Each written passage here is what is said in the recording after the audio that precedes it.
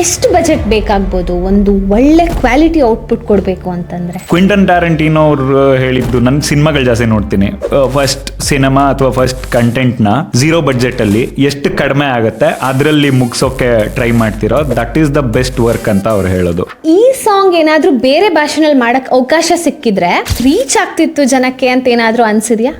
ಬೇರೆ ಲ್ಯಾಂಗ್ವೇಜ್ ಹೋಗೋ ಐಡಿಯಾ ಈ ತರದ್ದು ಏನೂ ಇಲ್ಲ ನನಗೆ. ಆಮೇಲೆ ನನ್ನ ಸ್ಟ್ರೆಂತ್ ಕನ್ನಡನ ನಾನು ಬೆಳ್ಸೋಕ್ ಬಂದಿಲ್ಲ, ಕನ್ನಡ ಯೂಸ್ ಮಾಡ್ಕೊಂಡು ನಾನು ಬೆಳೆಯಕ್ ಬಂದಿದ್ದೀನಿ. ಲಿರಿಕ್ಸ್ ನ ಬರೆಯಕ್ ಹೇಗ್ ಶುರು ಮಾಡಿದ್ರಿ? ಸಜೆಷನ್ ಗಿಂತ ನಾನು ಹೆಂಗ್ ಬರ್ದೆ ಅಂತ ಹೇಳ್ಬೋದು ಅಷ್ಟೇ. ಎಲ್ಲರದು ಸೇಮ್ ಲೈಫೇ, ಎಲ್ಲರದು ಸೇಮ್ ಕತೆಗಳೇ, ಅದನ್ನ ಬೇರೆ ಬೇರೆ ರೀತಿ ಹೆಂಗ್ ಹೇಳೋದು. ಈ ಸಾಂಗ್ ಡಿಫ್ರೆಂಟ್ ಯಾಕೆ ಮತ್ತೆ ಹೊಸ್ತೇನಿದೆ ನಿಮ್ಮ ಸಾಂಗ್ ಅಲ್ಲಿ? ಇದು ಪೊಲಿಟಿಕಲ್ ಸಟೈರ್ ಅಂತ ನಾವು ಟ್ರೀಟ್ ಮಾಡೋದು. ಅಂದ್ರೆ ಈ ಪರ್ಟಿಕ್ಯುಲರ್ ಸಿಸ್ಟಮ್ ಬಗ್ಗೆ ರ್ಯಾಪ್ ವಾರ್ತರ ಮಾಡೋಣ ಅಂತ ಪ್ಲಾನ್ ಮಾಡಿದ್ದು. ಬೆಸ್ಟ್ ರ್ಯಾಪ್ ಕನ್ನಡ ಇಂಡಸ್ಟ್ರಿಯಲ್ಲಿ ಇಷ್ಟು ದಿನದವರೆಗೂ ಅಂತ ಅನ್ಸಿರೋದು ಜಾಕಿ ಜಾಕಿ ಜಾಕಿ ಜಾಕಿ ಜಾಕಿ ಜಾಕಿ. ಅದೇ ಪ್ರತಿಯೊಬ್ರು ಅವ್ರವ್ರ ವಾಯ್ಸ್ ಇಂದ ಅವ್ರವ್ರ ಆರ್ಟಿಸ್ಟ್ ಗಳಾಗ್ತಾ ಇದಾರೆ. ರ್ಯಾಪ್ ಅಥವಾ ಹಿಪ್ ಹಾಪ್ ಏನಕ್ಕೆ ನಾನು ಚೂಸ್ ಮಾಡಿದೆ ಈ ಒಂದು ಪರ್ಟಿಕ್ಯುಲರ್ ಸಾಂಗ್ಗೆ ಅಂತ ಅಂದ್ರೆ ಬಿಕಾಸ್ ಆಫ್ ದ ಸೆನ್ಸಾರ್. ನಮಸ್ಕಾರ, welcome to another episode of Sakath Kannadiga podcast. ಇವತ್ ನಮ್ ಜೊತೆ ಯಾರಿದ್ದಾರೆ ಅಂತ ನಿಮಗೆ ಆಲ್ರೆಡಿ ಥಂಬ್ನೇಲ್ ಅಲ್ಲಿ ನೋಡಿ ಗೊತ್ತಾಗೋಗ್ಬಿಟ್ಟಿರುತ್ತೆ. ಇವತ್ ನಮ್ ಜೊತೆಗಿರೋದು ಕಾಟಿ ನಿತಿನ, ಹಿಪ್ ಹಾಪ್ ಆರ್ಟಿಸ್ಟ್. ನಮ್ಮ ಒಂದು ಅರ್ಧ ಜನ ವ್ಯೂವರ್ಸ್ಗೆ ನೀವ್ ಯಾರು ಅಂತ ಆಲ್ರೆಡಿ ಗೊತ್ತಿದೆ, ಇನ್ನೊಂದು ಅರ್ಧ ಜನಕ್ಕೆ ನೀವ್ ಯಾರು ಅಂತ ಗೊತ್ತಿಲ್ಲ. ನಿಮ್ಮ ಕಾಸ್ಟ್ಯೂಮ್ ಕೂಡ ಚೇಂಜ್ ಆಗಿದೆ. ಸೊ ಅವ್ರಿಗೋಸ್ಕರ ನಿಮ್ಮ ಹಳೆ ಹಾಡ್ನ 1-2 ಸಾಲ್ ಹೇಳ್ಬೋದಾ? ಓ ಖಂಡಿತ. ಹುಡುಗಿ ಸಿಕ್ಕರೆ ಮದುವೆ ಆಗ್ತೀನಿ, ಹುಡುಗ ಸಿಕ್ಕರೆ ಮದುವೆ ಮಾಡ್ತೀನಿ, ಏನು ಅಲ್ವಾ ಎಲ್ಲ ಕೊಡ್ತೀನಿ, ಖರ್ಚು ಫಾಸ್ಕೊಂಡು ಐಲು ಬಿಡ್ತೀನಿ. ಕಾರ್ ಸಿಕ್ಕರೆ ಕಾರಲ್ಲಿ ಹೋಗ್ತೀನಿ, ಬಸ್ ಸಿಕ್ಕರೆ ಬಸ್ಸಲ್ಲಿ ಹೋಗ್ತೀನಿ, ಏನು ಅಲ್ವಾ ಎಲ್ಲ ಕೊಡ್ತೀನಿ, ಖರ್ಚು ಫಾಸ್ಕೊಂಡು ಐಲು ಬಿಡ್ತೀನಿ. ಸೂಪರ್ ಆಗಿದೆ. ಫುಲ್ ಹಾಡ್ ಹಾಡಿ ಅಂತ ಹೇಳೋಣ ಅಂತ ಅನ್ನಿಸ್ತಿದೆ. ಎನಿವೆ ಕಂಟಿನ್ಯೂ ಮಾಡೋಣ. ಸೊ ನಿಮ್ದು ಸೆಕೆಂಡ್ ಸಾಂಗ್ ಇವಾಗ ತಾನೇ ರಿಲೀಸ್ ಆಗಿದೆ ಅಲ್ವಾ? ಹೌದು ಹೌದು. ಅದ್ರ ಬಗ್ಗೆ ಏನಾದರೂ ಹೇಳೋದಾದ್ರೆ? ಅಯ್ಯಯ್ಯೋ ಅನ್ಯಾಯ ಅಂತ ಹೇಳ್ಬಿಟ್ಟು ಅದು ವೈಷ್ಣವಿ ಫಿಲ್ಮ್ಸ್ ಯೂಟ್ಯೂಬ್ ಚಾನಲಲ್ಲಿ ರಿಲೀಸ್ ಆಗಿದೆ. 29th ರಿಲೀಸ್ ಆಯಿತು, Jan 29th. ಸೊ ಚೆನ್ನಾಗಿ ಹೋಗ್ತಾ ಇದೆ. It's I am happy about it. ಆ ಹಾಡ್ ನೋಡಿದ್ರೇ ಗೊತ್ತಾಗುತ್ತೆ ನೀವು ತುಂಬಾ ಪ್ರೊಫೆಷನಲ್ ಆಗಿ ಮಾಡಿದ್ದೀರಾ ಅಂತ. ಆ ಹಳ್ಳಿಲಿ ಚಿಕ್ಕ ಚಿಕ್ಕ ಜಾತ್ರೆನಲ್ಲಿ ಎಷ್ಟು ಚಾಲೆಂಜಿಂಗ್ ಆಗಿತ್ತು ನಿಮಗೆ ಅದನ್ನ ಮಾಡಕ್ಕೆ. ಆಮೇಲೆ ನೀವು ಅಲ್ಲೆಲ್ಲ ಪರ್ಮಿಷನ್ ಎಲ್ಲ ಹೇಗ್ ತಗೊಂಡ್ರಿ? ದುಡ್ಡಿಲ್ಲದೆ ಇದ್ದಾಗಲ we should break the barriers ಅಲ್ವಾ. ಪರ್ಮಿಷನ್ ಕೇಳಕ್ ಹೋಗಿದ್ರೆ ಕೊಡ್ತಿರ್ಲಿಲ್ಲ, ಪೊಲೀಸ್ ಇಟ್ಕೊಂಡೋದ್ರು ಒಂದು ನ್ಯೂಸ್ ಆಗತ್ತೆ ಅಂತ ಹೋಗ್ಬಿಟ್ಟು ಮಾಡಿದ್ದು. ಸೊ ಬಡತನ ಕಲ್ಸ್ಕೊಡ್ತಷ್ಟೇ, ಇನ್ನೇನಿಲ್ಲ. ಬಟ್ ಅದೇ ಅಂದ್ರೆ ನನ್ ಬಿಜಾಯ್ ಶೆಟ್ಟಿ ಡೈರೆಕ್ಷನ್ ಸಿಕ್ಕಾಪಟ್ಟೆ ಇಷ್ಟ. ಹಿ ವಾಸ್ ಮೆನ್ಷನಿಂಗ್ ದಟ್ ಒಂದು ಇಂಟರ್ವ್ಯೂ ಅಲ್ಲಿ ಹೇಳ್ತಾ ಇದ್ರು ಅವರು, ನನ್ಗೆ ಯಾವ್ದೋ ಒಂದು ಇಮೇಜ್ ನಾನು ನೋಡ್ತಾ ಇದ್ದೀನಿ ಅಂತ ಅಂದ್ರೆ ಆ ತರದ್ದು ಇದೆ, ಸೊ ಅದನ್ನ ನಾನು ಅವಾಯ್ಡ್ ಮಾಡ್ತೀನಿ ಅಂತ ಹೇಳ್ಬಿಟ್ಟು. ಬಟ್ ನಾವ್ ಇರೋ ಬಜೆಟ್ ಅಲ್ಲಿ ಹೆಂಗೆ ಮಾಡ್ಬೋದು ಅಂತ ಹೇಳ್ಬಿಟ್ಟು ನೋಡಿದಾಗ ಈ ತರ ಸೆಟಪ್ಸ್, ಒಂದ್ ಜಾತ್ರೆ ಇಲ್ಲೇ ಅಲ್ಲಿ ಚಿಕ್ಕಬಣ್ಣವರ ಹತ್ರ ಇದ್ದಂತ ಜಾತ್ರೆ ಆಗ್ತಾ ಇತ್ತು, ಅವಾಗ ಹೋಗ್ಬಿಟ್ಟು ತಕೊಂಡ್ಬಿಡೋಣ ಅಂತ ಹೇಳಿ ತಕೊಂಡಿದ್ದು. ಅದಕ್ಕೆ ಮುಂಚೆ ಶೂಟ್ ಮಾಡ್ಕೊಂಡಿದ್ವಿ, ಸೊ ಹಂಗಾಗಿದ್ದು. ಇವಾಗ ನೆಕ್ಸ್ಟ್ ಫ್ಯೂಚರ್ ಅಲ್ಲಿ ಯಾರಾದ್ರೂ ಸಾಂಗ್ ಮಾಡ್ಬೇಕು ಅಂತ ಇದ್ರೆ ಈ ಮಿಸ್ಟೇಕ್ಸ್ ನ ಕರೆಕ್ಟ್ ಮಾಡ್ಕೊಳ್ಳಿ, ಅಂದ್ರೆ ಈ ಮಿಸ್ಟೇಕ್ಸ್ ನ ಮಾಡಬೇಡಿ ಅಂತ ಹೇಳೋ ಅಂತದ್ದು ಏನಾದ್ರೂ ಇದೆಯಾ? ಹಂಗನ್ಸೋದು ಆರ್ಟ್ ಅನ್ನೋದು ಏನಿರುತ್ತೆ ಅದು ಎಲ್ಲೋದು ನಮ್ಮ ಪರ್ಸನಲ್ ಎಕ್ಸ್ಪೀರಿಯನ್ಸ್ ಇದಾನೆ ಬರೋದು ಅಂತ ನನ್ಗನ್ಸೋದು. ಅಂದ್ರೆ ಇವಾಗ ಕಾರ್ ಸಿಕ್ಕರೆ ಕಾರಲ್ಲಿ ಹೋಗ್ತೀನಿ ನೀವು ಕೇಳಿದ್ರೆ ಅದ್ರಲ್ಲಿ ಇರೋದು ಎಲ್ಲ ನನ್ನ ಕತೆ ಅಷ್ಟೇ. ಅಂದ್ರೆ ಏನು ಮಾಡ್ದೆ, ಮನೇಲಿ ಕುಂತ್ರೆ ದಪ್ಗಾಗ್ತೀನಿ, ಕೆಲಸ ಮಾಡಕ್ ಹೊರಗೋದ್ರೆ ಕಪ್ಗಾಗ್ತೀನಿ. ಅಲ್ಲ, ಇನ್ನ ಎಷ್ಟು ಕಪ್ಗಾಗಲ್ಲ, ಬಟ್ ಸೇಯಿಂಗ್. ಸೊ ಆ ತರದ್ದು ಕಾಂಟೆಕ್ಸ್ಟ್ ಗಳಿರ್ಬೋದು. ಸೇ ಫಾರ್ ಎಕ್ಸಾಂಪಲ್ ಇವಾಗ ನಾವು ಡೈಲಿ ರುಟೀನ್ ಅಲ್ಲಿ ಕಾಮಿಡಿ ಈ ತರದ್ದೆಲ್ಲದು ನೋಡ್ತಾನೆ ಇರ್ತೀವಿ, ಬೇಜಾರಾಗ್ತಾ ಇರುತ್ತೆ, ಖುಷಿ ಆಗ್ತಾ ಇರುತ್ತೆ, ಅಳ್ತೀವಿ, ನಗ್ತೀವಿ, ಇದೆಲ್ಲದು ಮಾಡ್ತೀವಲ್ವಾ. ಅದನ್ನ ನಾನಿವಾಗ ಗೊತ್ತಿರೋದಕ್ಕೆ ಬೇರೆಯವರೊಬ್ಬರು ಅಳ್ತಾರ, ಅದಕ್ಕೆ ಆರ್ಟ್ ಇರೋದು, ಎಂಪತೈಸ್ ಆಗಕ್ಕೆ ಅನ್ನೋದು ನನ್ನ ಭಾವನೆ. ಲೈಕ್ ಸೇ ಫಾರ್ ಎಕ್ಸಾಂಪಲ್ ಇವಾಗ ಕಾರ್ ಸಿಕ್ಕರೆ ಕಾರಲ್ಲಿ ಹೋಗ್ತೀನಿ ಬರಿಬೇಕಾದ್ರೆ ನನಗೆ ಮಜಾ ಬಂತು ಬರಿಬೇಕಾದ್ರೆ. ಕೆಲವೊಂದು ಕ್ವರ್ಕ್ಸ್ ಇತ್ತು, ಅಂದ್ರೆ ಹುಡುಗಿ ಸಿಕ್ಕರೆ ಮದುವೆ ಆಗ್ತೀನಿ, ಹುಡುಗ ಸಿಕ್ಕರೆ ಮದುವೆ ಮಾಡ್ತೀನಿ, ಏನೋ ಇಲ್ವಾ, ಇಲ್ಲೇ ಕುರ್ತೀನಿ, ಖರ್ಚಿ ಫಾಸ್ಕೊಂಡು ಐಲು ಬಿಡ್ತೀನಿ ಅಂತ ಹೇಳಿ ಈ ತರದೆಲ್ಲ. ಸೊ ಇದು ಎಂಪತೈಸ್ ಆಗ್ತಾರೆ. ಅದನ್ನ ಅಂದ್ರೆ ನಾವು ಬರಿತಾ ಇರೋದನ್ನ ಬೇರೆಯವ್ರು ಕೇಳಿ ಯಾರು ಇಷ್ಟಪಡ್ತಾರೋ ನಮ್ಮಂತವ್ರು ಇಷ್ಟು ಜನ ಇದ್ದಾರೆ ಅಂತ ನಾವು ಅದನ್ನ ಒಂದು ಜಾಗದಲ್ಲಿ ನಾವು ಆರ್ಟಿಸ್ಟ್ಗಳಾಗಿ ಉಳ್ಕೋತಾ ಹೋಗ್ತೀವಿ ಅನ್ನೋದು ಆಸೆ ಇರುತ್ತೆ. ಅಂತ ನನ್ಗನ್ಸೋದು ಆರ್ಟಿಸ್ಟ್ಗಳ ಕಡೆಯಿಂದ. ಸೊ ನಂದು ಅದೊಂದೇ ಇಂಟೆನ್ಷನ್ ಇದಿದ್ದಷ್ಟೇ. ಅಂದ್ರೆ ನಾನು ಇಲ್ಲಿ ರ್ಯಾಪರೇ ಆಗ್ಬೇಕು ಅಥವಾ ಹಿಂಗೆ ಇರಬೇಕು ಅಂತ ಯಾವುದು ಪ್ಲಾನ್ಡ್ ಆಗಿದ್ದಲ್ಲ. ಕರೋನಾ ಟೈಮಲ್ಲಿ ಬರ್ದಿದ್ದು ಮಜಾ ಇತ್ತು. ಕೆಲವೊಬ್ರು ಫ್ರೆಂಡ್ಸ್ ಜೊತೆ ಹಿಂಗೆ ಪಾರ್ಟಿ ಗೀಟಿ ಮಾಡ್ಬೇಕಾದ್ರೆ ಆಡ್ತಾ ಇದ್ದೆ. ಚೆನ್ನಾಗಿದೆ ಅಂತ ಅಂದ್ರು, ಅಪ್ರೂವ್ ಆಯ್ತಲ್ಲ, ಪಾರ್ಟಿ ಮಾಡ್ಬೇಕಾದ್ರೇನೆ ಅಪ್ರೂವ್ ಆಗುತ್ತೆ ಅಂತ ಹೇಳಿದ್ರೆ ಇನ್ನೇನು. ಅಂದ್ರೆ ಹೇಳ್ತಾರಲ್ಲ, ಅಂದ್ರೆ ಎಣ್ಣೆ ಹೊಡೆದವರು ಸುಳ್ಳು ಹೇಳಲ್ಲ ಅಂತ, ಚೆನ್ನಾಗಿದೆ ಅಂದ್ರಲ್ಲ, ಅಪ್ರೂವ್ ಸಿಕ್ತು ಅಂತ ಮಾಡಿದಷ್ಟೇ. ಕಾರ್ ಸಿಕ್ಕಿದ್ರೆ ಕಾರಲ್ಲಿ ಹೋಗ್ತೀನಿ, ಬಸ್ ಸಿಕ್ಕಿದ್ರೆ ಬಸ್ಸಲ್ಲಿ ಹೋಗ್ತೀನಿ ಸಾಂಗ್ ಹಾಫ್ ಮಲ್ಗೆ ನೋಡಿದೆ ಅಲ್ವಾ? ನಿಮಗೆ ಯಾವತ್ತಾದ್ರೂ ಅನ್ಸಿದ್ಯಾ ಈ ಸಾಂಗ್ ಏನಾದ್ರೂ ಬೇರೆ ಭಾಷೆನಲ್ಲಿ ಮಾಡಕ್ ಅವಕಾಶ ಸಿಕ್ಕಿದ್ರೆ ನಿಮಗೆ ಇದಕ್ಕಿಂತ ಜಾಸ್ತಿ ಫೇಮ್ ಸಿಕ್ತಿತ್ತು ಅಥವಾ ಇದಕ್ಕಿಂತ ಜಾಸ್ತಿ ರೀಚ್ ಆಗ್ತಿತ್ತು ಜನಕ್ಕೆ ಅಂತ ಏನಾದ್ರೂ ಅನ್ಸಿದ್ಯಾ? ಫಸ್ಟ್ ಆಫ್ ಆಲ್ ಕಾರ್ ಸಿಕ್ಕರೆ ಕಾರಲ್ಲಿ ಹೋಗ್ತೀನಿ ಕನ್ನಡದಲ್ಲಿ ಬರ್ದಿದ್ಕೆ ಆಗಿದ್ದು. ಬೇರೆ ಲ್ಯಾಂಗ್ವೇಜ್ ಅಲ್ಲಿ ಬರ್ದಿದ್ರೆ ಆಗ್ತಿರ್ಲಿಲ್ವೇನೋ. ಅಂಡ್ ಕನ್ನಡ ಆಡಿಯನ್ಸ್ ಅಷ್ಟು ಒಳ್ಳೆ ಆಡಿಯನ್ಸ್ ನಾನು ಬೇರೆ ಕಡೆ ಎಲ್ಲೂ ನೋಡಿಲ್ಲ. ಅಂದ್ರೆ ಉಪೇಂದ್ರ ಅವ್ರು ಹೇಳ್ತಾರಲ್ಲ ವಿಶಾಲ ಹೃದಯದವರು ಅಂತ ಹೇಳ್ಬಿಟ್ಟು, ಹಂಗೆ ಸಿಕ್ಕಾಪಟ್ಟೆ ಇವಾಗ ಸೂ ಫ್ರಮ್ ಸೋ ಸಿನಿಮಾ ಬಂತು, ಅಥವಾ ನಂದೇ ಕಾರ್ ಸಿಕ್ಕರೆ ಕಾರಲ್ಲಿ ಹೋಗ್ತೀನಿ ರಿಲೀಸ್ ಆದಾಗ ನಾನು ಏನೂ ಅಲ್ಲ, 500,000 ಆಗಿದೆ. ಅದನ್ನ ಇವಾಗ ನಮ್ಮ ಸೀನಿಯರ್ಸ್ ಚಂದನ್ ಶೆಟ್ಟಿ ಅವರಾಗಿರ್ಬೋದು, ಆಲೋಕೆ ಅವರಾಗಿರ್ಬೋದು, ಇವರೆಲ್ಲರೂ ಅಪ್ರಿಷಿಯೇಟ್ ಮಾಡಿದ್ರು. ಅಂದ್ರೆ ಇಷ್ಟು ಪಾಸಿಟಿವ್ ಎನರ್ಜಿ ಅಂತೂ ಇದೆ ನನಗೆ ಕಂಡಿರೋದು. ನೆಗೆಟಿವ್ ಎನರ್ಜಿ ನಂಗಿನ್ನ ಕಂಡಿಲ್ಲ. ಬಟ್ ಬೇರೆ ಲ್ಯಾಂಗ್ವೇಜ್ಗೆ ಹೋಗೋ ಐಡಿಯಾ ಈ ಥರದ್ದು ಏನೂ ಇಲ್ಲ ನನಗೆ. ಅಂದ್ರೆ ನನ್ಗೆ I am extremely happy about ಇಲ್ಲಿರೋದು ಮತ್ತೆ ಕನ್ನಡದಲ್ಲಿ ಮಾಡೋದು. ಆಮೇಲೆ ನನ್ನ ಸ್ಟ್ರೆಂತು ಕನ್ನಡ. ಸೊ ಹಂಗಾಗಿ ನಾನು ಇದರಲ್ಲೇ ಮಾಡ್ಬೇಕನ್ಸುತ್ತೆ. ಅಂದ್ರೆ ಕನ್ನಡನ ನಾನು ಬೆಳ್ಸೋಕ್ ಬಂದಿಲ್ಲ, ಕನ್ನಡ ಯೂಸ್ ಮಾಡ್ಕೊಂಡು ನಾನು ಬೆಳೆಯೋಕೆ ಬಂದಿದ್ದೀನಿ. ಸೊ ಇವಾಗ ನಾನು ನಿಮಗೆ ಒಂದು ಕಾಂಟ್ರವರ್ಷಿಯಲ್ ಕ್ವೆಶನ್ ಕೇಳ್ತೀನಿ. ಅವಾಗಿಂದ ನೀವು ಚಂದನ್ ಶೆಟ್ಟಿ ಅವ್ರ ಬಗ್ಗೆನೇ ಹೇಳ್ತಾ ಇದ್ರಿ, ಅವ್ರು ನಿಮ್ಮ ಇನ್ಸ್ಪಿರೇಷನ್ ಅಂತ ಹೇಳಿದ್ರಿ, ನಿಮ್ಮ ಫೇವ್ರೆಟ್ ಸಾಂಗ್ಸ್ಗಳ ಬಗ್ಗೆ ಹೇಳಿದ್ರಿ. ಬಟ್ ಇವಾಗ ನಿಮ್ಗೆ ಅವರ ಯಾವ ಸಾಂಗ್ ಇಷ್ಟ ಇಲ್ಲ ಅಂತ ಹೇಳ್ಬೋದಾ? ಅಂದ್ರೆ ನಾನು ಅಡ್ಮೈರರ್ ಆಗಿ ಅಥವಾ ಕೇಳೋನಾಗಿ ಇಷ್ಟಪಡೋವಷ್ಟೇನೆ ಇಷ್ಟ ಇಲ್ಲ ಅಂತ ಹೇಳೋ ಹಕ್ಕು ನನಗಿದೆ ಅಂತ ನಾನು ಭಾವಿಸ್ಕೊಂಡು ಹೇಳ್ತಾ ಇದ್ದೀನಿ. Chandan Shetty sir sorry, but Lamborghini ನನಗೆ ಅಷ್ಟು ವರ್ಕ್ ಆಗಿರ್ಲಿಲ್ಲ. ಓಕೆ, ಇವಾಗ ಒಂದು ಸಾಂಗ್ ಮಾಡಬೇಕು ಅಂತಂದ್ರೆ ಎಷ್ಟು ಬಜೆಟ್ ಬೇಕಾಗ್ಬೋದು ಒಂದು ಒಳ್ಳೆ ಕ್ವಾಲಿಟಿ ಔಟ್ಪುಟ್ ಕೊಡಬೇಕು ಅಂತಂದ್ರೆ? ನಂಬರ್ಸು ಅದು ತುಂಬಾನೇ ಡಿಪೆಂಡಬಲ್. ಅಂದ್ರೆ ನಾನು ಈ ಪರ್ಟಿಕ್ಯುಲರ್ ಕ್ವಶನ್ಗೆ ಕ್ವಿಂಟನ್ ಟ್ಯಾರಂಟಿನೋ ಅವ್ರು ಹೇಳಿದ್ದು, ನನ್ನ ಸಿನಿಮಾಗಳು ಜಾಸ್ತಿ ನೋಡ್ತೀನಿ. ಸೊ ಅವ್ರು ಹೇಳಿದ್ದು ವಿಚಾರ ಏನಂತ ಅಂದ್ರೆ, when you make a movie first cinema ಅಥವಾ ಫಸ್ಟ್ ಕಂಟೆಂಟ್ನ 0 ಬಡ್ಜೆಟಲ್ಲಿ ಎಷ್ಟು ಕಡಿಮೆ ಆಗುತ್ತೆ ಅದರಲ್ಲಿ ಮುಗಿಸೋಕೆ ಟ್ರೈ ಮಾಡ್ತಿರೋ, that is the best work ಅಂತ ಅವ್ರು ಹೇಳೋದು. ಸೊ ನಾನು ಅದನ್ನೇ ಟ್ರೈ ಮಾಡಿದ್ದು. ಬಟ್ ಸ್ವಲ್ಪ ಖರ್ಚಾಯಿತು. ಬಟ್ ಇದೇ ನಂಬರ್ ಅಂತ ಇಲ್ಲ, ಇದೇ ನಂಬರ್ ಅಂತ ಯಾವತ್ತೂ ಇಲ್ಲ. ಇಟ್ಸ್ ಆಲ್ ಅಬೌಟ್ ನನ್ನ ಪ್ರಾಡಕ್ಟು ಎಷ್ಟು ಚೆನ್ನಾಗಿ ಬರಬೇಕು, ಎಷ್ಟು ಜನರ ಹತ್ರ ಹೋಗ್ತೀನಿ ಅಂತ. ಕಾರ್ ಸಿಕ್ಕರೆ ಕಾರಲ್ಲಿ ಹೋಗ್ತೀನಿ ನಾನು 3 ವರ್ಷ ಅದ್ರದ್ದು ಮೇಲೆ ಕೆಲಸ ಮಾಡಿದ್ದು, ಅಂದರೆ ಆನ್ ಆ್ಯಂಡ್ ಆಫ್. ಸೊ ಆವಾಗ ಅಂದರೆ ಒಂದು 4-5 ಜನ ಕಂಪೋಸರ್ಸು ಅಥವಾ ಬೀಟ್ ಪ್ರೊಡ್ಯೂಸರ್ಸು ಚೇಂಜ್ ಆದರು. ಅಂದರೆ ನನ್ಗೆ ಅನ್ಕೊಂಡಂಗೆ ಬರ್ತಾ ಇರಲಿಲ್ಲ ಅಂತ ಹೇಳ್ಬಿಟ್ಟು. So it's all about the conviction. ಈ ಹಿಂಗೆ ಹೋಗ್ಬೇಕು, ಹಿಂಗೆ ಹೋಗ್ಬಾರ್ದು, ಇದು ನನಗೆ ಈ ಥರ ತಲೆಯಲ್ಲಿದೆ ಈ ಹಾಡು, ನಾನು ಇಷ್ಟು ಖರ್ಚು ಮಾಡೋಕೆ ರೆಡಿ ಇದ್ದೀನಾ, ಇಷ್ಟು ವರ್ತಾ, ಅಥವಾ ನಮ್ಮ ಅಪ್ಪನ ಹತ್ರ ಅಷ್ಟು ದುಡ್ಡಿದೆಯಾ, ನನ್ನ ಹತ್ರ ಅಷ್ಟು ದುಡ್ಡಿದ್ರೆ ಖರ್ಚು ಮಾಡಿ, ಇಲ್ಲ ಅಂದರೆ ಒಂದು ಸ್ವಲ್ಪ ಹೊತ್ತು ಕಾದ್ಬಿಟ್ಟು ದುಡ್ಡು ಮಾಡ್ಕೊಂಡು, ಅಥವಾ ಮ್ಯೂಸಿಕ್ಕೆ ಕಲ್ತು ನೀವೇ ಮಾಡಿ. ಇವತ್ತು ಏನು ಕಂಪ್ಯೂಟರಲ್ಲೇ ಮ್ಯೂಸಿಕ್ ಮಾಡ್ಬೋದಲ್ಲ, ಯಾರ ಮನೆ ಬೇಕು ಅಂತ ಏನಿಲ್ವಲ್ಲ.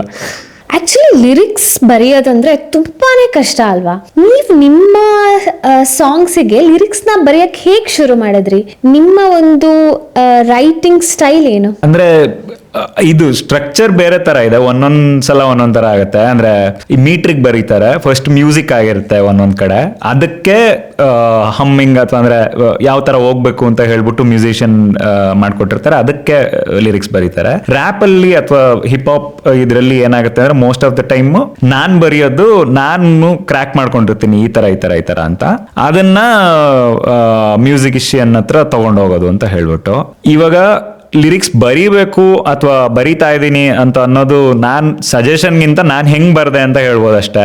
ನನಗೆ ಇವಾಗ ಕರೋನಾ ಟೈಮಲ್ಲಿ ನಾನು ಇದು ಬರ್ದಿದ್ದು ಕಾರ್ ಸಿಕ್ಕರೆ ಕಾರಲ್ಲಿ ಹೋಗ್ತೀನಿ ಅಂದ್ರೆ ಸುಮ್ಮನೆ ರ್ಯಾಂಡಮ್ ಆಗಿ ಬರೆಯೋಣ ಅಂತ ಹೋದಾಗ ಇನ್ಸ್ಪಿರೇಷನ್ ಬಂದಿದ್ದು ನಮ್ಮ ಅಪ್ಪ ಅಮ್ಮನ ಫಸ್ಟ್ ನೈಟು. ಅಪ್ಪ ಅಮ್ಮನ ಆಸೆಯಿಂದ ನಾನು ಹುಟ್ಟಿದೆ, ಸಖತ್ತಾಗಿದೆಯಲ್ಲ, ಬೆಸ್ಟ್ ಇಂಟ್ರೊಡಕ್ಷನ್ ಆಗುತ್ತೆ ನನಗೆ ಅಂತ ಹೇಳಿ ಬರ್ದಿದ್ದು. ಸೊ ಅದ್ರದ್ದು ನೆಕ್ಸ್ಟ್ ಪೋಣಿಸ್ತಾ ಹೋಗೋದಷ್ಟೇ. ಅದೊಂದು ಲೈನ್ ಆದ್ರೆ ಇವಾಗ ಕಾಯ್ಕಿಣಿ ಅವರೇ ಹೇಳ್ತಾರಲ್ಲ, ಇದೇ ಪ್ರೀತಿ ಬೇರೆ ರೀತಿ ಹೇಗಂತ ಹೇಳುವುದು ಅಂತ. ಸೊ ಲಿರಿಕ್ಸ್ ನಾನು ಆ ತರ ಟ್ರೀಟ್ ಮಾಡ್ತೀನಿ. ಎಲ್ಲರದು ಸೇಮ್ ಲೈಫೇ, ಎಲ್ಲರದು ಸೇಮ್ ಕತೆಗಳೇ, ಅದನ್ನ ಬೇರೆ ಬೇರೆ ರೀತಿ ಹೆಂಗ್ ಹೇಳೋದು ಅದನ್ನ ಆ ತರ ಟ್ರೀಟ್ ಮಾಡ್ಬಿಟ್ರೆ ಲಿರಿಕ್ಸ್ ಆಗುತ್ತೆ ಅಂತ ನನ್ಗನ್ಸುತ್ತೆ. ಬಟ್ ಅದೇ ಮಾಮೂಲಿ 7ನೇ ಕ್ಲಾಸ್ 8ನೇ ಕ್ಲಾಸಲ್ಲೇ ಕಲ್ತಿರ್ತೀವಲ್ಲ, ಲಘು ಗುರು ಸಮಾಸ ಅದನ್ನೆಲ್ಲ ಕಲ್ತಿರ್ಬೇಕು. ಆ ಎಜುಕೇಶನ್ ಅಂತೂ ಇರ್ಲೇಬೇಕನ್ಸುತ್ತೆ. ಇವಾಗ ನಿಮ್ಮ ಕರೆಂಟ್ ಪ್ರಾಜೆಕ್ಟ್ ಬಗ್ಗೆ ಮಾತಾಡೋಣ. ಈ ಹಾಡಿಗೆ ಇನ್ಸ್ಪಿರೇಷನ್ ಏನು, ಹೇಗೆ ಶುರುವಾಯಿತು ಇದು, ಆಮೇಲೆ ನಿಮ್ಮ ಪ್ರೊಡ್ಯೂಸರ್ ಯಾರು, ಬೇರೆ ಸಾಂಗ್ ಅಂತ ಈ ಸಾಂಗ್ ಡಿಫ್ರೆಂಟ್ ಯಾಕೆ, ಮತ್ತೆ ಹೊಸ್ತೇನಿದೆ ನಿಮ್ಮ ಸಾಂಗಲ್ಲಿ? ಇದು ಅಯ್ಯಯ್ಯೋ ಅನ್ಯಾಯ ಅಂತ ಹೇಳ್ಬಿಟ್ಟು, ಇದು ಪೊಲಿಟಿಕಲ್ ಸಟೈರ್ ಅಂತ ನಾವು ಟ್ರೀಟ್ ಮಾಡೋದು. ಅಂದ್ರೆ ಈ ಪರ್ಟಿಕ್ಯುಲರ್ ಟೈಮಲ್ಲಿ, ಅಂದ್ರೆ most of the time rapping ಕಲ್ಚರಲ್ಲಿ ಕನ್ನಡದಲ್ಲಿ ಬೀಫಿಂಗ್ ಅಥವಾ ರ್ಯಾಪ್ ವಾರ್ಗಳು ಆರ್ಟಿಸ್ಟ್ ನಡುವೆನೆ ಆಗ್ತಾ ಇತ್ತಲ್ಲ. I wanted to treated in such a way, ಸರಿ ಆಯ್ತು, ಈ ಪರ್ಟಿಕ್ಯುಲರ್ ಸಿಸ್ಟಮ್ ಬಗ್ಗೆ ನಾವು ರ್ಯಾಪ್ ವಾರ್ ತರ ಮಾಡೋಣ ಅಂತ ಪ್ಲಾನ್ ಮಾಡಿದ್ದು. ಸೊ ನನಗೆ ಆ ತರ powerful lines like say for example, ಇವಾಗ ಎಂಡಿಂಗ್ ಅಲ್ಲಿ ಬೇಯಿಸಿ ಹಾಕೋ ಅಮ್ಮನಿಗೂ ಅನ್ನ ಉಳಿಯಲಿ ಅಂತ ಬರುತ್ತೆ, ಅಥವಾ ಬಡತನ ಪ್ರತಿ ಸಲ ಬರೀ ಬಡವರಿಗ ಅಂತ. ಇವನ್ ಮೇನ್ಲಿ ಸ್ಟಾರ್ಟ್ ಆಗಿದ್ದು ಎಲ್ಲ ಅಂತ ಅಂದ್ರೆ, ನಾನು ರ್ಯಾಂಡಮ್ ಆಗಿ MLA ಎಲೆಕ್ಷನ್ಸ್ ಇದ್ರಲ್ಲೆಲ್ಲ ನೋಡ್ಬೇಕಾದ್ರೆ ಎಲ್ಲಾ ಇದ್ರಲ್ಲೂ ಇವ್ರದ್ದು ಇಷ್ಟ ಆಸ್ತಿ ಅಷ್ಟ ಆಸ್ತಿ ಅಂತ ಹೇಳ್ಬಿಟ್ಟು ಮಧ್ಯದಲ್ಲಿ ಇವ್ರು ಇಷ್ಟು ಸಲ ಜೈಲ್ಗೆ ಹೋಗ್ಬಂದವ್ರೆ ಅನ್ನೋದು ತುಂಬಾ ಎವಿಡೆಂಟ್ ಆಗಿರ್ತಾ ಇತ್ತು. ಸೊ ಅದ್ರದ್ದು ಇನ್ಸ್ಪಿರೇಷನ್ ಅಲ್ಲಿಂದ ಸ್ಟಾರ್ಟ್ ಆಗಿದ್ದು. ಜೈಲಿಂದ ಬಂದವನೇ ನಮ್ಮ MLA, ಜೈಕಾರ ಹಾಕ್ರಪ್ಪ ಮಿಕ್ಕಿದ ಆಮೇಲೆ ಅಂತ ಹೇಳ್ಬಿಟ್ಟು. ಅದು ಹೆಸರುಗಳು ತಗೊಳ್ಳೋದು ಬೇಡ, ಬಟ್ ಸ್ಟಿಲ್ ಯಾರಿಗೆ ವೋಟ್ ಹಾಕ್ಬೇಕು ಅಂದ್ರೆ ಮೇನ್ ಕ್ರೈಟೀರಿಯಾ ಡಿಗ್ರಿ ಇದೆಯೋ ಅದೆಲ್ಲ ಬೇಡ, ನಾವು ಜೈಲಿಂದ ಬಂದಿದ್ದೀವಿ ನಮಗೆ ವೋಟ್ ಹಾಕಿ ಅಂತ ಇತ್ತಲ್ಲ. So it is also disappointing ಈ ಥರದ್ದೆಲ್ಲ ಆಗ್ತಾ ಇರೋದು, but still we can't help it, ಇನ್ನ ಬಡವ್ರು ನಾವು. ಸೊ ಅದೇ ಅಲ್ಲಿಂದ ಸ್ಟಾರ್ಟ್ ಆಗಿದ್ದು. ಅಂಡ್ ಇದು ಪೊಲಿಟಿಕಲ್ ಸಟೈರ್ ರ್ಯಾಪ್, ಅಂದ್ರೆ ಈ ಪರ್ಟಿಕ್ಯುಲರ್ ಜಾನರ್ಗೆ ಅಂದ್ರೆ ಕನ್ನಡ ರ್ಯಾಪ್ ಅಲ್ಲಿ ಹೊಸದು ಅಂತ ನನ್ಗನ್ಸುತ್ತೆ. ಮಾಡಿರ್ಬೋದು, ನಾನು ಯಾವುದನ್ನು ಫಾಲೋ ಮಾಡಿಲ್ಲ. ಇದು ವೈಷ್ಣವಿ ಫಿಲಮ್ಸ್ ಅವರು ಪ್ರೊಡ್ಯೂಸ್ ಮಾಡಿದ್ದು, ತುಂಬಾನೇ ಒಳ್ಳೆ ಪ್ರೊಡಕ್ಷನ್ ಕಂಪನಿ ಅವ್ರದ್ದು. ತುಂಬಾನೇ ಒಳ್ಳೊಳ್ಳೆ ಪ್ರಾಜೆಕ್ಟ್ಸ್ಗಳು ಇವಾಗ ಲೈನಪ್ ಅಲ್ಲಿ ಇದೆ. So yeah, hoping for the best. Okay, ನೀವು ಹೇಳಿದ್ರಿ ಪೊಲಿಟಿಕಲ್ ಸಟೈರ್ ಅಂತ. ಯಾಕೆ ಪೊಲಿಟಿಕಲ್ ಸಟೈರ್? ಬಿಕಾಸ್ ಹಳೆ ಸಾಂಗ್ ಫಂಕಿ ಆಗಿತ್ತು, ಇವಾಗ ಈ ಸಾಂಗಲ್ಲಿ ಏನಾದರೂ ಸೊಸೈಟಿಗೆ ಮೆಸೇಜ್ ಕೊಡೋ ಉದ್ದೇಶ ಏನಾದರೂ ಇದೆಯಾ, ಅಥವಾ ಬೇರೆ ಏನಾದರೂ?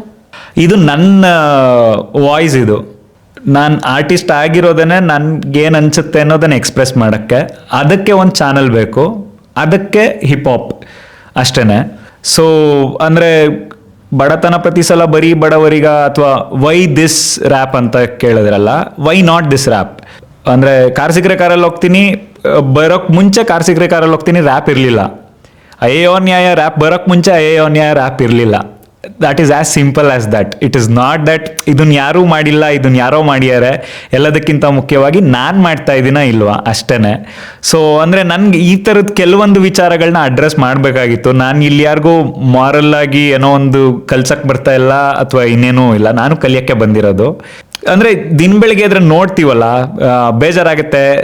ಜೊತೆಗೆ ಅದೇ ಜನ ಎಲೆಕ್ಷನ್ ಟೈಮಲ್ಲಿ ದುಡ್ಡು ಕೊಟ್ಟಾಗ ಖುಷಿನೂ ಪಟ್ಟಿದ್ದೀವಿ, ಇಲ್ಲ ಅಂತ ಹೇಳ್ತಾ ಇಲ್ಲ. ಅಂದರೆ ಬಡತನ ಅಷ್ಟಿದೆ ನಮಗೆ, ನಮ್ಮ ಜನರಲ್ಲಿ ಅಷ್ಟಿದೆ, ಏನು ಮಾಡೋಕ್ಕಾಗಲ್ಲ. ಅಂದರೆ ಯಾರನ್ನೂ ಚೇಂಜ್ ಮಾಡೋಕ್ಕಾಗಲ್ಲ, ನಾವು ಚೇಂಜ್ ಆಗೋವರೆಗೂ. ಆ್ಯಂಡ್ ಜೊತೆಗೆ ದ ಹೋಲ್ ರ್ಯಾಪ್ ಸ್ಟ್ರಕ್ಚರ್ ಇರೋದು ಹಾಗೇನೆ. ಅಂದರೆ ನೀನು ಎಲ್ಲೆಲ್ಲೆಲ್ಲದೋ ಹೇಳ್ತೀಯಪ್ಪ, ಇವಾಗ ರೈತರಿಗೂ MRP ಸಿಕ್ಕಲಿ. ಬೇಸಿಕಲಿ ನೀವು ನೋಡಿದ್ರೆ ಯಾವುದೇ ಅಂದರೆ ವೆಜಿಟಬಲ್ಸ್ಗಾಗಿರ್ಬೋದು, ತರಕಾರಿ ಅಥವಾ ಯಾವುದಕ್ಕೂ MRP ಇಲ್ಲ. ಅಂದರೆ ಮಾರ್ಜಿನಲ್ ರೀಟೇಲ್ ಪ್ರೈಸ್ ಅನ್ನೋದಿಲ್ಲ. ಇಟ್ಸ್ ಓನ್ಲಿ ಅಂದರೆ ಸರ್ಕಾರದ ಕಡೆಯಿಂದ ಒಂದು ಸಹಾಯಧನ ಅಂತ ಬರುತ್ತೆ ಅಷ್ಟೇ. ಟೊಮೆಟೊ ಹಣ್ಣು 30 ರೂಪಾಯಿ ಆಗುತ್ತೆ, 70 ರೂಪಾಯಿ ಆಗುತ್ತೆ, ತಿರ್ಗಾ 1 ರೂಪಾಯಿ kg ರೋಡ್ಗೂ ಎಸಿತಾರೆ. ಸೊ ಈ ಥರದ್ದೆಲ್ಲ ಪವರ್ಫುಲ್ ಲೈನ್ಸು ನನಗೆ ಬರ್ದಿದ್ದು ಭಾಳ ಖುಷಿ ಇತ್ತು.